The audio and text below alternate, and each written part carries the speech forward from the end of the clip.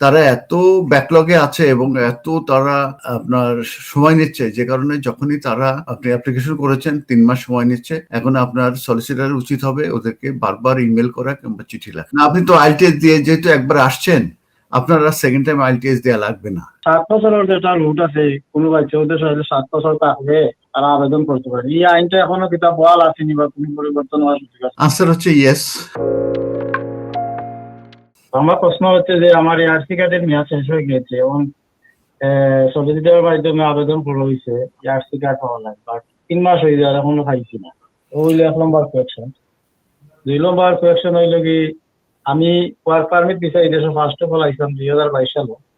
পরে এই কোম্পানি কার্ডের লেটার দেওয়া আমি অ্যাসেম্বল ক্লেম করছি। এখন আমি আবার কি ওয়ার্ক পারমিটে সুইচ করতে পারবো নি, এটা আমার প্রশ্ন। আর আমার আইএলটিএস এটার মেয়াদ শেষ হয়ে গেছে, আর যদি সুইচ করতে পারি আইএলটিএস কি নতুন ভাবে লাগবে? এই হলো আমার প্রশ্ন। প্রথমে কোশ্চেনটা ছিল হচ্ছে যে আপনার কি আরেকবার বলুন তো কোশ্চেনটা। প্রথম কোয়েকশন হচ্ছে এআরসি কার্ড মেয়াদ এক্সপায়ার হয়ে নতুন করে আবেদন করছি। এআরসি কার্ডের ব্যাপারটা হচ্ছে যে তারা এত ব্যাকলগে আছে এবং এত তারা আপনার সময় নিচ্ছে, যে কারণে যখনই তারা আপনার আপনি অ্যাপ্লিকেশন করেছেন 3 মাস সময় নিচ্ছে। এখন আপনার সলিসিটর উচিত হবে ওদেরকে বারবার ইমেল করা কিংবা চিঠি লেখা, যে এটা না হলে আপনার যদি কাজে পারমিশন থাকে সেক্ষেত্রে তো সমস্যা হয়। তো এটা খুব দরকার, সেভাবে চেজ আপ করতে হবে। আর সেকেন্ড কোশ্চেন কি ছিল? সেকেন্ড কোয়েকশন হচ্ছে আমি ফার্স্ট অফ অল এদেশে ওয়ার্ক পারমিট ভিসা আইছিলাম, ভিসা কার্টেল হয়, আমি অ্যাসাইলাম ক্লেম করছি, বর্তমানে আপিল স্টেজে আছি। বাট এখন আমি কি আবার ওয়ার্ক পারমিটে সুইচ করতে পারবো? আর পড়া যদি যায় তাহলে কি আমার আইএলটিএস লাগবে? আমার আইএলটিএস এর তো মেয়াদ শেষ হয়ে গেছে। না, আপনি তো আইএলটিএস দিয়ে যেহেতু একবার আসছেন, আপনারা সেকেন্ড টাইম আইএলটিএস দেওয়া লাগবে না। অতএব যেহেতু আগের আইএলটিএস দিয়ে আপনি অ্যাপ্লিকেশন সাকসেস হয়েছিল, অতএব আপনি এখন অ্যাপ্লিকেশন করতে পারবেন, আবার আপনি সুইচ করতে পারবেন স্কিল ওয়ার্কারে। ঠিক আছে, আপনার আইএলটিএস লাগবে না। আর থার্ড কোশ্চেন কি? আর একটা কোয়েকশন আছে, আমার বাচ্চা টোটাল 3টা, 2টা মেয়ে একটা ছেলে।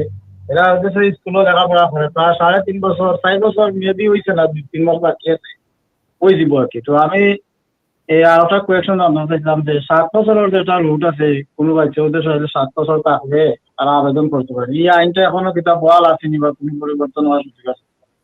আনসার হচ্ছে ইয়েস। যদি কোনো বাচ্চা এদেশে জন্ম নেয় এবং কন্টিনিউয়াসলি 7 ইয়ার্স থাকে, সেক্ষেত্রে তারা এলিজিবল হবে ফর সেটেলমেন্ট। আর কোনো বাচ্চা যদি আউটসাইড অফ দ্য ইউকে জন্মগ্রহণ করে এবং এখানে আসার পরে কন্টিনিউয়াসলি যদি 7 ইয়ার্স এখানে থাকে, তাহলে কিন্তু সে এলিজিবল হবে for leave to remain in the UK. এটাকে 7 ইয়ার্স রুলস বলা হয়। এই আইনটা, এই ইমিগ্রেশন রুলসটা কিন্তু এখনো আছে এবং এটা কন্টিনিউ হচ্ছে, এবং এইটার আন্ডারে কিন্তু অ্যাপ্লিকেশন